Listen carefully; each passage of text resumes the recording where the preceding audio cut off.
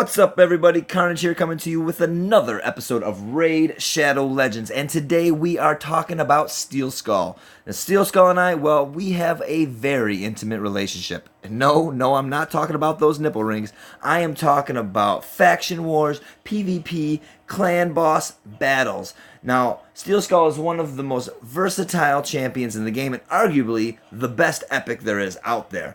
Now, what makes Steelskull so unique, so special that everybody wants to have him? Well, it's because Steelskull adds to the survivability of every team that you have in every aspect of the game. Every battle that you have, if you throw Steelskull on your team, you're adding to the survivability, and that equals more damage overall. Now, let's take a look at Steelskull's kit to see what makes him so good. Let's look at his A1 first. His A1 attacks one enemy 2 times, has a 10% chance of placing a 5% poison debuff for 2 turns. Okay, so his 5% poison, that's the big boy. So that's good for your clan boss, and you can book it up to a 25% chance per hit. So that's 2 hits, and at a 25% chance, even at a 25% chance, that's not that good, guys. I mean, it's okay. I'm not gonna throw it under the bus because it's definitely beneficial, but it's not something that I would actually kit your guy towards with your artifacts or actually make that a primary focus of this champion. I would say that's just an added bonus to what this kit actually has for you. Now, on his A2, Cleansing Spell removes all debuffs from target ally, then heals them by 40%, but if you fully book it, it's 50% of the target's HP. Now, removing debuffs, that's huge everywhere, across the board. Clan boss does debuffs, dungeon bosses do debuffs, faction crypts, they do debuffs. So the ability to be able to remove all of them in one turn and revive this person with 50%, not revive, but heal this ally by 50% of their max HP. Now that's absolutely huge. You have it on a 3-down cooldown, so it's constantly going. And 3 turns is great because you not only have 1 heal in his kit, but you actually have 2. Let's move on to his A3, Protection. Places a 60% increased defense buff on all allies for 2 turns, then heals all allies by 20% of their max HP. Fully booked is 30% of their max HP. So now not only are you increasing their defense by 60%, which is the larger of the 2 increased defense buffs, but you're also healing them for 30% chance. And then you have that on a 4-turn cooldown. So within 1 turn of each other, after placing each one of these heals continuously, you're constantly healing your team. You're constantly throwing the heals up, constantly increasing their defense. You're adding to the survivability of your teams, allowing your teams to throw in more attacks, to survive longer, and the longer your team survives in a battle, the more damage you're going to actually be able to do. Now, moving back to his A1, how I said it's a great additive to his kit. It's not necessarily the main factor. Let's not forget about his aura, which increases all ally defense and faction crypts by 27%. So that's kind of good for your faction crypts. But on the A1, his poison, like I said, it's a great additive to his kit, but shouldn't be a primary focus. I wouldn't load him out with a bunch of accuracy trying to get this poison to drop all the time, because really it's a 25% chance, and then you're going to add in the accuracy mathematical equation after that 25% chance is thrown in there. And if you're going against a affinity disadvantage, well, you might as well just throw that right out of the window. So I wouldn't put all your focus in that. His main key is healing and making the rest of your team survive and removing those debuffs. So what you're going to want on Steelskull, artifact-wise, is you're going to want him to survive. So how I went with it is I figured he has healing, two healing skills on his kit. Let's have him constantly be healing himself. So I put a regeneration kit on him, which you get from the Fire Knight. With 4 artifacts to set, heals them by 10% every turn. So he's constantly healing himself. I put HP percentage. I only have 4-star I'm just now able to hit the Fire Knight a little bit harder, be able to get some better artifacts. So he'll probably be getting revamped here sometime in the near future, but I'm working with this kit right now because it's the best I had when I was kitting him out. So I went with HP percentage for his boots. I went HP because it added to his accuracy huge, which, like I said, wasn't big on accuracy, but it did add a little bit, which is good. And it's HP, so I'm kind of sticking with the theme. It's the best chest plate that I had in the regeneration kit at the time, so that's why I threw that on there. You know, most of the time, if it's a base HP or base defense or base attack for the main stat, then you normally want to sell it, but I wanted to get this regen on him, so I just threw it on there anyways, and it's actually been working really well. I know that he'll probably get way better once I get better gear on him, but this is what I'm working with now. So on his gauntlets, I also went with HP percentage, just adding to his survivability, and I gave him Immortal as his secondary because it's only a 2 artifacts per set, and that heals him 3% of his heals by 3% every turn, and it also adds HP to his base stats. So now every turn, Steelskull, he's healing by 13% of his base HP every single time, and you can see that I have a pretty high defense on him, at just over 2,000 defense, which isn't great, especially for a level 60 champion, but he does have that increased defense perk, which helps him out a lot, and my artifacts right now aren't the best, so that is going to get better on him, but right now he's always the last one to die, no matter what.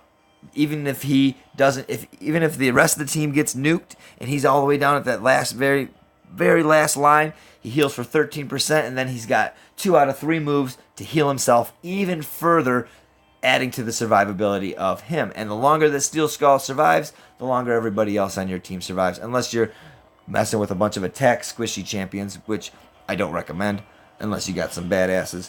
Now, quickly on his top, I went with attack with his crit rate, more HP and speed. HP obviously for the helmet, more crit damage. His attack is up, his defense is up, and then also crit rate, HP, accuracy, and resistance on his shield. So pretty much his kit is very randomized. It's not very well put together because I wanted the matching sets. So as I further myself in the game, I'll be able to hook him up with better sets, making him just even more sick. But I'm telling you guys, even with being as mismatched as he is an animal out there. He's constantly healing, and he's always the last to die, and he adds to the survivability to my clan boss team immensely. I can't even take him off of my clan boss team because he just adds that much more survivability, meaning that I'm just pounding out more damage than I could do without him. Now, with his accessories, I went with defense on his ring, attack, HP, regular percentage, crit damage, because if you have the opportunity to do crit damage, why not throw that on there. Has a bunch of not so good substats, but crit damage percentage on an amulet is good. I don't know if I'm going to end up keeping it on him, but for now that's what I've got. And with his banner, I also went attack, HP, speed, and defense percentage. Now, with this kit, he's pretty well rounded all the way around, and it's pretty good for his attack. It's really good for his survivability. It's really, really good for his HP regeneration. With both of his kits having such high HP, he's constantly reviving himself, making it really difficult to kill him.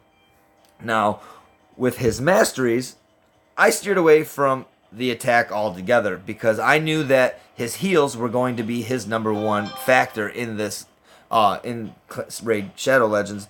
So I went with his defense, and I also went with support. Now, I only do this on champions that I want to have great survivability, that I don't want them to die. And generally, rule of thumb, if you are going to have a clan boss champion, you do want to go down the offensive skill tree so you can get the War Master and have a chance to proc and do like 50k damage to the clan boss. But I was focused solely on the defense and the HP of this champion. So that's the route that I took. So let's run down the defense masteries real quick, and we'll see where we got. So I went with Tough Skin, 75 defense. I also went with decrease the damage received by 10% if this champion has a stun, sleep, or freeze debuffs. I didn't get his resistance up there too high, so that's actually pretty decent that to run him. And decrease the damage received by this champion by 8% with this champion on a critical hit.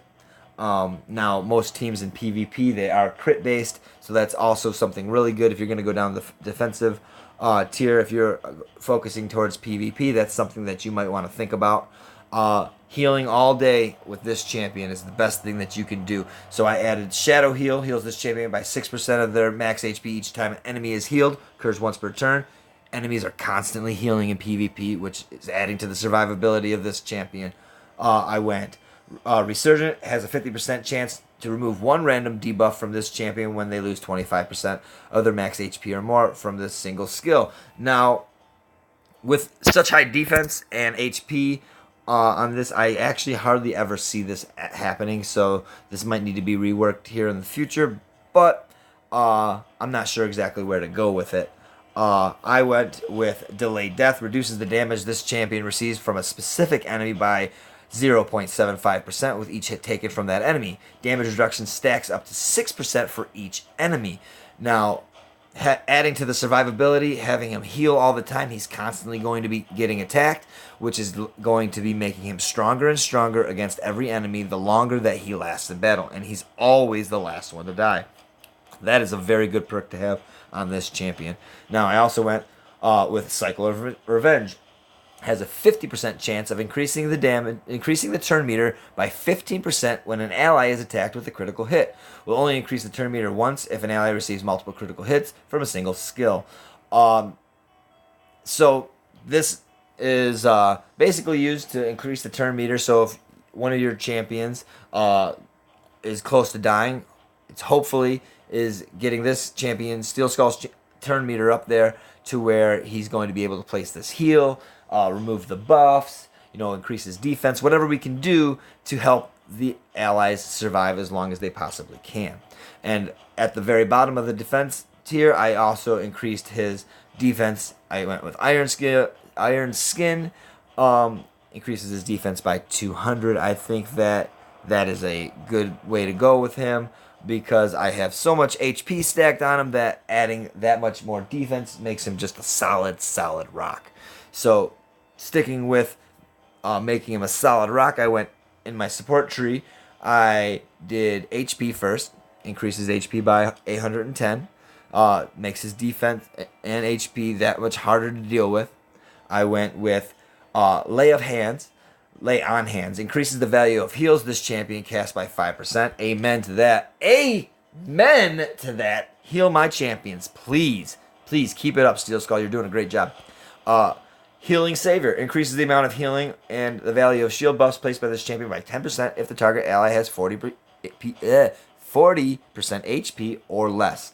So if you're dealing with a lot of squishy champions, squishy attack champions, and they're constantly getting nuked down to almost dead, this allows the healing factor that he has on all of his skills be 10% stronger. Huge. Keep healing him, Steelskull. You're the man or pig or however you want to be identified as. No judging here. All right. So then further down, I went Cycle of Magic. Has a 5% chance of decreasing the cooldown of a random skill by 1 turn at the start of every turn. So his skills that can be cooled down, they're both heals. So why would I not want to give him a better chance of having that skill turned down to heal my champions, increase the survivability of the team? That's what you want to do. Keep this champion alive so he can keep everybody else alive. That is key. So I used a lot of basic artifacts. Actually, I didn't use a lot of basic artifacts on him. I thought I was going to when I did this skill tree, but as I went and decided to go with Regeneration and Immortal, this Lore of Steel actually does nothing for him at this point, because I'm not using any life, offense, defense, speed, critical rate, critical damage, accuracy, resistance gear on him whatsoever. So really, this is pointless for me to have on him. It definitely needs to be reworked. I really didn't have a full understanding of what this mastery did when I placed it on him. And since then, I've learned much in the game. And I know that this is something that needs to be changed. And I will definitely be changing that. That being said, I added Hexmaster. Has a 30% chance to extend the duration of any buff cast by this champion by 1 turn. Will not extend stun, sleep, freeze, provoke, or bomb. However, he doesn't have any of those things. He's got the poison. And I love this skill. Master Hexer I have on all of my poison champions because of Clan Boss that I use them on. The chance to increase it by 1 is absolutely huge, especially on champions that have extremely low cooldown on their poison moves, such as Kale or Richoff the Bold. So on him, I decided to use it. Does it proc often? Not as often as I would like, but it does help when I finally do proc a poison. Then I can have the chance of increasing it by 1. Is it beneficial? Absolutely. Is it necessary? No, not on Steelskull. Still something that I like to have on my poison champions. Something that'll probably be reworked when I get rid of that last skill. I won't be actually able to get over there on the skill tree. So we'll see what happens there. And then also has a 30%, I went with Lasting Gifts, has a 30% chance to extend the duration of any buff cast by this champion by 1 turn. So it's actually the mirror of that last one. It will not extend block buffs, unkillable, and revive on death, but it will increase your increased defense. So adding to the survivability of the team, that seems to be the key to Steelskull. That's the same game that's constantly played over and over with him. You keep him alive, you extend his buffs, you increase his debuffs. He's going to add so much survivability to all of your teams that it's amazing. And you will be amazed on how well this champion actually does, even though he's not kicking out the major damage that someone like Norog or even Miscreated Monster or even Harrier. Harrier does some crazy damage, but I know nobody likes to mess with single target champions, and we're not even on Harrier right now, so we're not even going to talk about how awesome he is. But we're going to continue talking about Steelskull and how he adds such to every single one of your teams. I would definitely invest in this champion. If you haven't, please do not sleep on him. Focus all of your energy and all of your resources on adding to the survivability of Steelskull. Maybe throw some defense percentage artifacts on him. I really liked the HP percentage with the regeneration. That's my own personal opinion. It works really well with him and all the compositions of teams that I am able to throw together with him on there. He's really good in Clan Boss. He's really good in Dungeons. He's good in PvP. He's good across the entire board. And this is the setup that I run on him. And I really am having a hard time breaking away from what I already have equipped on him. So if you have the opportunity, if you have the resources, the gear to equip your Steelskull, kind of like mine, you won't be sorry. So, in a nutshell, guys, Steelskull, probably my favorite epic champion, especially my favorite support epic champion that I've got so far. I don't think anybody even comes close to as much healing as he does. I do have an apothecary. I haven't leveled my apothecary up, but I've seen some craziness that the apothecary can do, and it would give Steelskull a good run for his money, especially with the speed meta composition that's going on in PvP right now. But if you don't have a speed comp and you have Steelskull, he's definitely going to be the one that carries you through. But that being said, guys, this is Steelskull. I'm Carnage. Till next time, have a great night, day, afternoon, whatever it is.